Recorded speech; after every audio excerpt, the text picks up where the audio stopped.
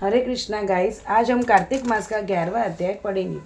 नारद जी ने कहा, एक समय जलंधर पत्नी सहित असुरों से सम्मानित होने सभा में बैठा था तो परम कीर्तिवान श्री शुक्राचार्य जी ने कहा वहां पहुंचे और जिसके तेज से सब दिशाएं प्रकाशित हो गई। गुरु जी को आता देखकर असुरों सहित सागर पुत्र ने उठकर बड़े आदर से उनको प्रणाम किया।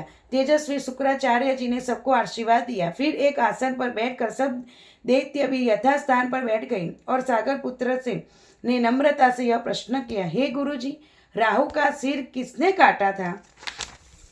तब आप हमें यह बताएं।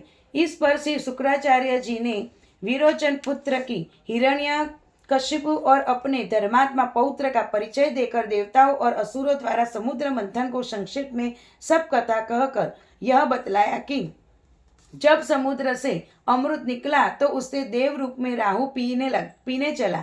इस पर इंद्र के पक्षपाती भगवान विष्णु ने राहु का सिर काट डाला। यह सुनने के साथ ही जलंधर के नेत्र लाल हो गए। उसने बड़ा क्रोध किया। फिर उन्हें दस्म नामक दूत को बुलाकर गुरु को कहा कि सब वृतांत सुनाए और इसे यह आज्ञा दी कि तुम शीघ्र ही इंद्रपुरी में जाकर इंद्र को मेरी शरण में लाओ। और दस्म जलंधर का बड़ा निपुण दूत था। यह शीघ्र इंद्र की सुधर्मा नामक सभा में जाकर पहुंचा और जलंधर के शब्दों से कहा, और देवता धम, तुमने समुद्र को क्यों मथा और मेरे पिता के सब रत्नों को क्यों ले लिया? ऐसा करके तुमने अच्छा नहीं किया। यदि तुम अपना भला चाहते हो तो उन सब रत्नों सहित देवताओं के साथ मेरी शरण में आओ, अन्यथा मैं सुराधम में सत्य कहता हूँ कि तेरा राज्य ध्वंस हो जाएगा। इस पर इंद्र बहुत विस्मित हुआ और कहने लगा, पहले सागर ने मेरे भय से सब पर्वतों को अपनी कुक्षी में क्यों स्थान दिया और मेरे शत्रु दैत्यों की क्यों रक्षा की? इसी कारण मैंने उनके सब रत्न हरण किए थे। मैं भी सत्य कहता हूँ कि मेरा द्रोह सुखी नहीं कर सकता। इंद्र की बात सुनकर वह दूत शीघ्र ही जलंधर के पास आया और सब बातों के उसे कहा सुनाई।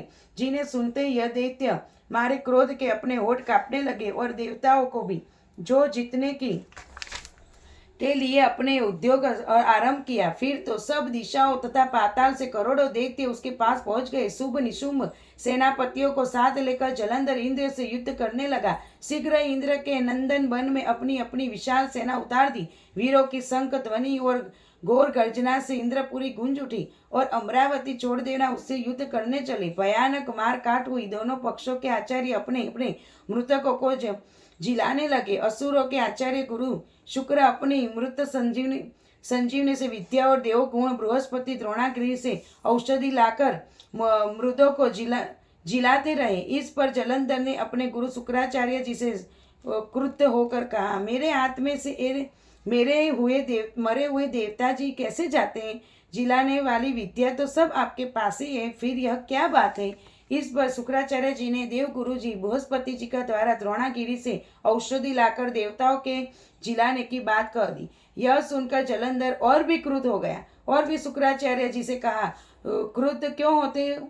यदि शक्ति हो तो द्रोणागिरि पर्वत को उखाड़ कर समुद्र में फेंक दो, तब मेरे कथन की सत्य प्रामाणिकता हो जाएगी। इस प्रकार जलंधर क्रुद्ध होकर शीघ्र ही द्रोणागिरि पर्वत के पास पहुंच गया और अपनी भुजाओं द्वारा उसकी जड़ से उखाड़कर समुद्र में फेंक दिया। यह भगवान शंकर का तेज था, इसीलिए जलंधर की कोई विचित्रता नहीं है। पश्चात यह सागर पुत्र युद्ध भूमि में जाकर बड़े वेग से देवताओं का संहार करने लगा।